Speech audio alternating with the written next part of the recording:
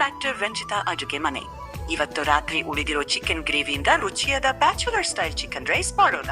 ಮನೆಗೆ ಎಣ್ಣೆ ಹಾಕಿ ಕಾಯಿಸ್ಕೊಳ್ಳಿ.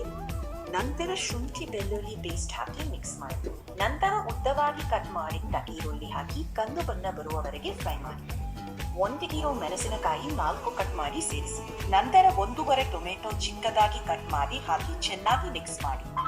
ಅರ್ಧ ಸ್ಪೂನ್ ಅರಿಶಿನ ಪುಡಿ, 1 ಸ್ಪೂನ್ ಚಿಕನ್ ಮಸಾಲೆ, ನಂತರ 2 ಸ್ಪೂನ್ ಖಾರದ ಪುಡಿ ಮತ್ತು 1/4 ಸ್ಪೂನ್ ಕಾಳು ಮೆಣಸಿನ ಪುಡಿ ಹಾಕಿ ಮಿಕ್ಸ್ ಮಾಡಿ.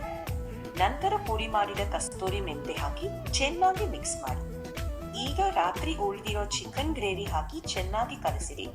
ತೊಳೆದು ಇಟ್ಟುಕೊಂಡಿರುವ ಅಕ್ಕಿಯನ್ನು ಹಾಕಿ ನಂತರ 2 ಕಪ್ ನೀರು ಮತ್ತು ರುಚಿಗೆ ತಕ್ಕಷ್ಟು ಉಪ್ಪು ಸೇರಿಸಿ ಮಿಕ್ಸ್ ಮಾಡಿ.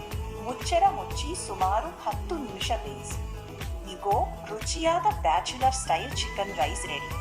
ಈ ವಿಡಿಯೋ ಇಷ್ಟವಾದರೆ ಲೈಕ್ ಮಾಡಿ, ಶೇರ್ ಮಾಡಿ, ನಮ್ಮ ರಂಜಿತಾ ಅಡುಗೆ ಮನೆ ಯೂಟ್ಯೂಬ್ ಚಾನೆಲ್ಗೆ ಸಬ್ಸ್ಕ್ರೈಬ್ ಮಾಡಿ. ಧನ್ಯವಾದಗಳು. ಮುಂದಿನ ರುಚಿಕರ ರೆಸಿಪಿಯಲ್ಲಿ ಮತ್ತೆ ಸಿಗೋಣ.